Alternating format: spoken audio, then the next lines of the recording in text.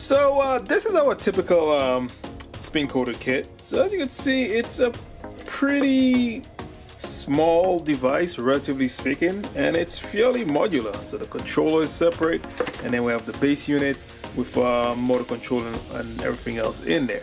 So it's fairly easy to move this around from lab to lab, or from fume hood to fume hood. And but we were thinking, can we build an even more portable version of this? And so this is what this video is about. So it's about taking the main components that's in our enclosure and the controller and trying to make a very portable unit. And this is what we came up with. I know, looks like a suitcase because it is. So these suitcases are typically used to transport electronics, camera equipment, and so forth, which makes them really portable because they're designed from the ground up to be portable, and in most cases they are dust proof and waterproof. For our use case though, we had to poke some holes in there, so yeah, it's no longer waterproof, but still, pretty portable. All right, let's take a look at what we did. All right, so here it is. We just purchased this off Amazon, and with a few holes drilled into it and some CNCing, this is what we ended up with. Voila. So again, all we did was move our key components from our traditional enclosure into this setup. Use a CNC to make this, I guess, panel that goes in there. However, if you had a 3D printer, the 3D printer would probably work a lot better to make all this setup.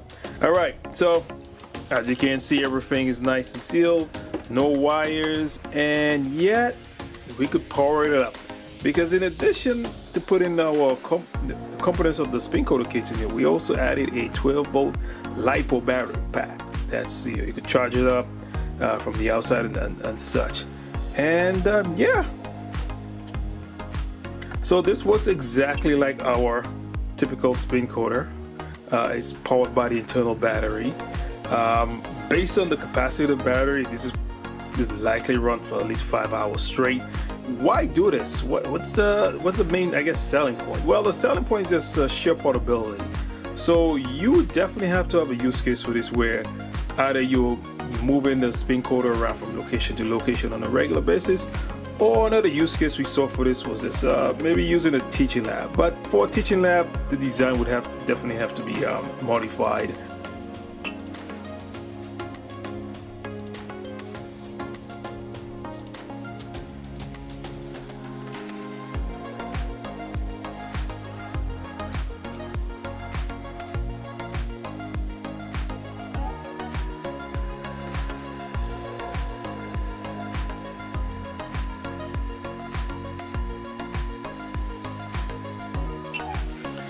So yeah, in summary, if you're looking to build a very portable spin coater, using one of these protective cases is not a bad idea.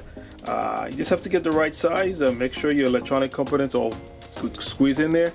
And again, if you have access to a 3D printer or CNC machine, it makes your job a lot easier. But it's, again, very nice. Just a few components, battery pack, and you're good to go.